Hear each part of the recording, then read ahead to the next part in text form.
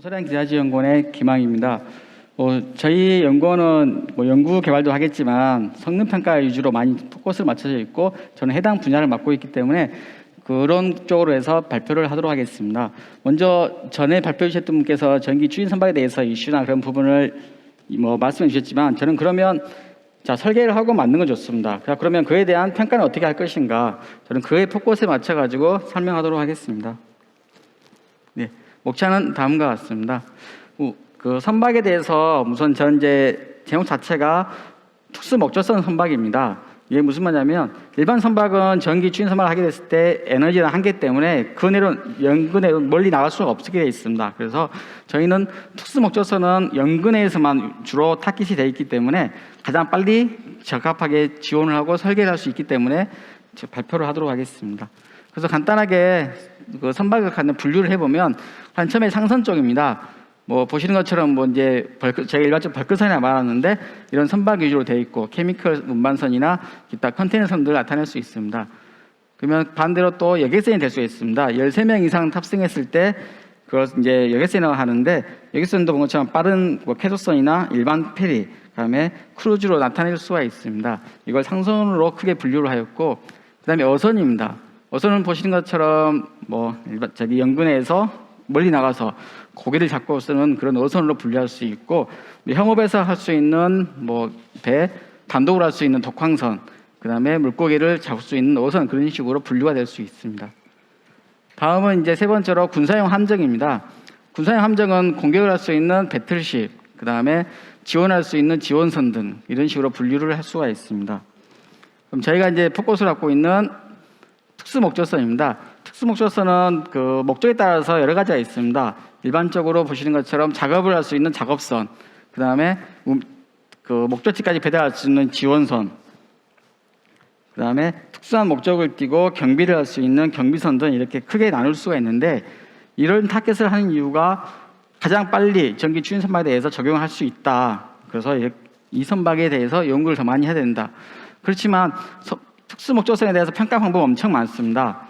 아까 말했다시피 소음 진동부터 포함했을 때 다 하게 되면 이런 많은 것을 제가 지금 다루기는 어렵습니다. 그래서 이전에 말씀하셨을 때 연계해서 전기 추진에 들어가는 배터리 셀 모듈 시스템 전기 추진 계통에 대해서 평가를 어떻게 해야 되는지에 대해서 설명을 하도록 하겠습니다. 그 전에 그러면 간단하게 어떤 규격이나 규정이나 법을 적용받는지에 대해서 요약을 해보면, 크게 이제 국제 협약에 대해서 그걸 토대로 행돼서 국내법에 대해서 가지고 있습니다. 그래서 선박안전법, 선박법, 선원법 여러 가지 법이 있는데 그 성능평가 부분은 선박안전법에 의해서 주로 다루고 있습니다.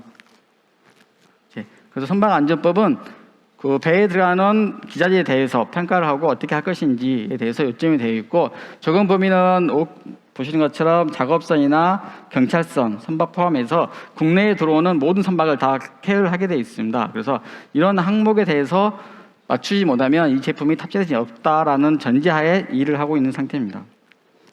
그러면 정부에서 나오고 있는 시험 형식 승인에 대해서 간단하게 보면, 정부 형식 승인은 선박 안전법에 대해서 토대로 만들어 있습니다. 그래서 IMO에 나오는 규정, ISO에 나오는 규정, IEC, KS, 그다음에 기타 검사할 수 있는 선박에 대해 그 규격의 규정을 가지고 장비를 평가하고 있습니다. 검사 기준도 마찬가지로 무조건 아무나 하는 게 아니라 그 정부에서 기준을 정해서 적합한 시설이나 장비가 있는 기업에 한해서 이렇게 진행하고 있습니다. 다음은 검사 기준입니다. 지금 간단하게 이제 모든 기준이 많겠지만 가장 이슈가 되는 선박에 들어가는 전기 추진 설비에 대해서 나타내겠습니다. 그래서 배터리 셀부터 모듈, 시스템, 파워 컨버터, 그다음에 추진 모터를 했을 때 그 각각의 셀이나 모듈 같은 경우는 그 A라는 그 방법 타입을 다 하고 있습니다. A라는 타입은 전수 검사가 아닌 한 개의 샘플을 가지고 테스트를 하게 되어 있습니다. 그리고 K 같은 경우는 전수 검사를 하게 되어 있습니다. 그러다 보니까 물량이 많고, 단순하게 A 같은 경우는 유관 검사가 주로 목적이 되어 있고 질량이나 그 치수에 대해서 맞춰져 있는지를 검사하게 되어 있습니다. 이 부분 같은 경우는 원 제조사에서 미리 다 되어 있기 때문에 추가적으로 하지 않는다라는 전제로 진행되고 있고, 그다음에 모터 쪽은 보시는 것처럼 뇌전압 시험, 그다음에 환경 시험 같은 여러 가지 복잡한 시험을 전수를 하게 되어 있습니다. 그래서 이 각각 중에서 저희가 모듈에 대해서 간단하게 설명을 해드리겠습니다. 다음은 이제 고온 건조 시험입니다. 저희가 가장 지금 최근에 시험한 것 중에 문제점이 지금 고온 시험, 온습도 시험, 화재 폭발, 열 폭주 시험이라 그럽니다. 이 세 가지를 저희가 나타낸 이유가 뭐냐면 국내 시설은 장비에 대한 성능은 외국에서 많이 들어오고 있습니다. 평가 방법이나 기준은. 그렇지만 국내에 이걸 테스트할 수 있는 시설이 마땅치가 않습니다. 저희도 장비를 가지고 오면 이 테스트를 해줘야 되는데 이 성능을 만족하는 기준에 따라 테스트를 하게 되면 이 테스트 방법이 맞지가 않습니다. 장비는 따라갈 수 없지, 규격은 내려오고 있지. 이걸 복잡하게 위해서 결국엔 저희도 편법이 아닌 어떻게 편법이 몇시간 장비를 저희가 또 세팅을 합니다. 다시. 그래서 기존에 트레에 있는 장비를 한 게 아니라 저희가 규격에 맞춰서 반역으로 제가 제안을 하고 있습니다. 이런 상태에서는 테스트가 안 되기 때문에 다시 방법을 바꿔서 진행을 해달라. 그래서 다시 이게 업셋이 되면 원천으로 가고 다시 선주하고 통화돼서 진행을 하고 있는 상황입니다. 그래서 가장 크게 온습도 시험인데 온습도 시험은 보신 것처럼 이제 타입 테스트 A와 테스트 B가 있습니다. 테스트 B는 공조 설비가 된 지역에서는 온도를 낮게 설정을 해라. 그리고 온도가 공조 설비가 없는 곳에서는 보신 것처럼 테스트 A라는 방법을 하게 되어 있습니다. 그래서 A라는 시험은 70도씨에서 플러스 마이너스 2도씨에서 16시간을 가해를 합니다.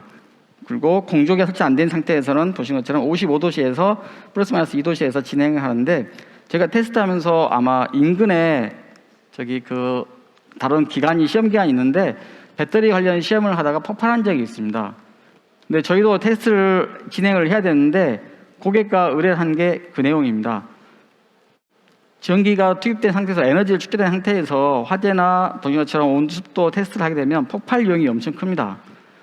이 한 번 테스트를 하기 위해서 이 장비 챔버나 그런 부분이 억 단위가 넘어간 장비를 저희가 단순히 이 시험을 위해서 투자를 하기가 너무 어렵습니다. 이게. 그래서 기업한테 시험 비용이 1억이다 라는 것도 어려운 상황입니다. 그래서 저희는 이제 그런 리스크를 안고 테스트를 해야 되기 때문에 기업들과 미리 협업을 한 다음에 아예 처음부터 방전을 시켜서 제품에 대한 성능 테스트를 하고 있습니다. 방전을 하나 충전했을 때 충전의 위험도 크지만 방전을 시켜버리면 그런 리스크가 줄어듭니다. 그래서 이런 테스트를 하기 위해서 그런 방법이 있다.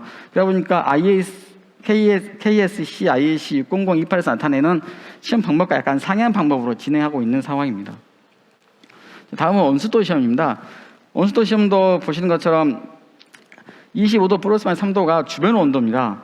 저희는 항상 시험실 온도를 주변 세팅을 하고 있는데 이 25도 플러스 마이너스 3도씨라는 게 엄청 가혹한 상태입니다.